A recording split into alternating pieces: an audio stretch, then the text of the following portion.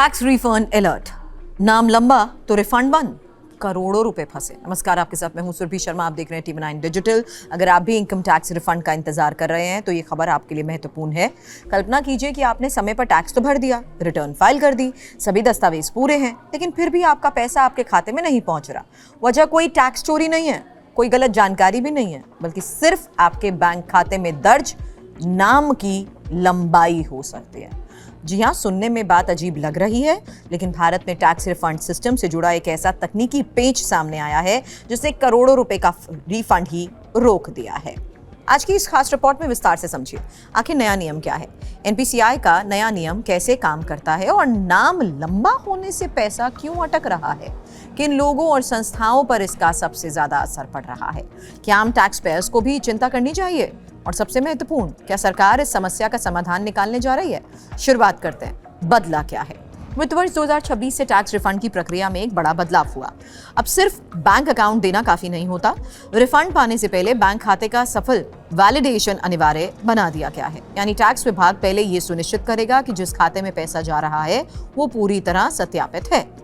इस नई प्रक्रिया को national payment corporation of India यानी एनपीसीआई के रियल टाइम वेरिफिकेशन सिस्टम से जोड़ा गया है। सरकार का उद्देश्य साफ था, फर्जी खातों को रोकना, गलत खातों में रिफंड जाने से बचाना और पूरी प्रक्रिया को ज्यादा सुरक्षित बनाना। लेकिन शुरुआत में इस सिस्टम में एक तकनीकी समस्या सामने आई। दरअसल भारत के ज्यादातर बैंक्स अपने सिस्टम में खाते के नाम के लिए 100 कैरेक्टर तक की अनुमति देते हैं, लेकिन एनपीसीआई का नया वेरिफिकेशन सिस्टम सिर्फ 50 कैरेक्टर तक के नाम को सपोर्ट करता है।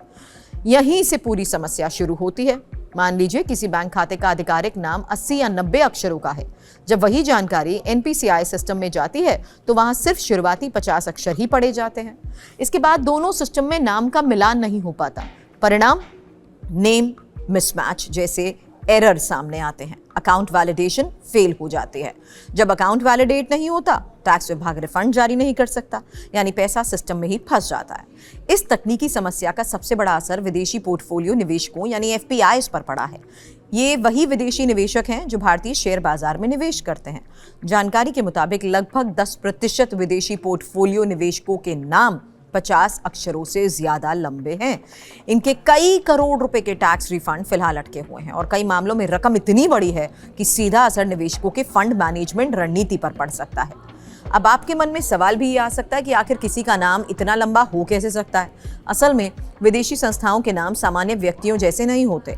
इनके नामों में शामिल होते हैं मुख्य फंड का नाम, फंड मैनेजर का नाम, निवेश संरचना और कानूनी पहचान जैसे SICAV, LLP, trust, pension fund, investment vehicles आदि।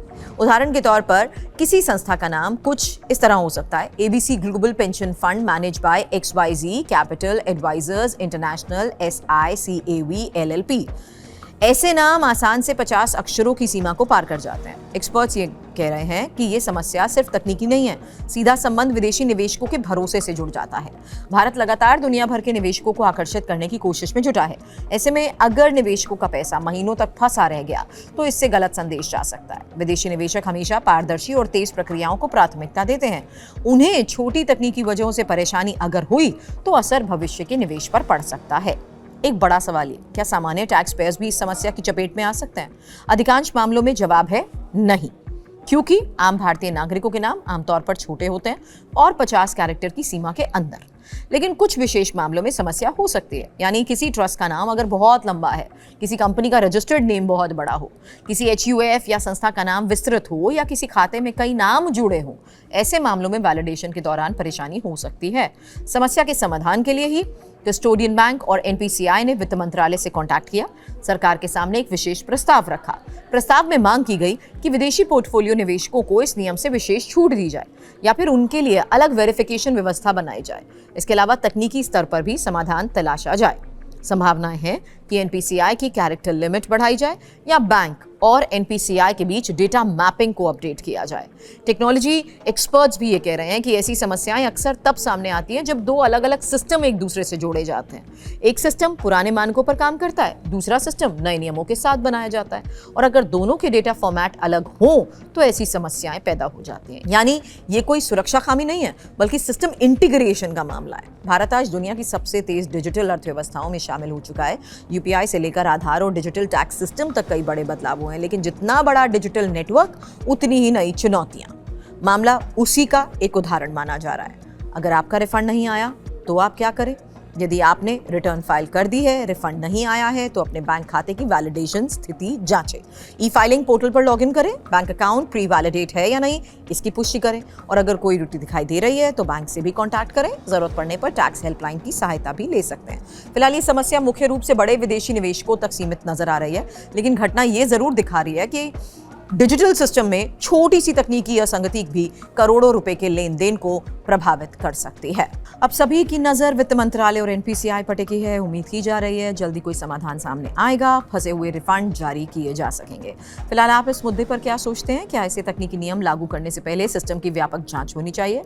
अपनी राय हमें कमेंट सेक्शन में जरूर दें। वीडियो पसंद आया तो करिए लाइक और साथ ही करें शेयर और चैनल को करें सब्सक्राइब।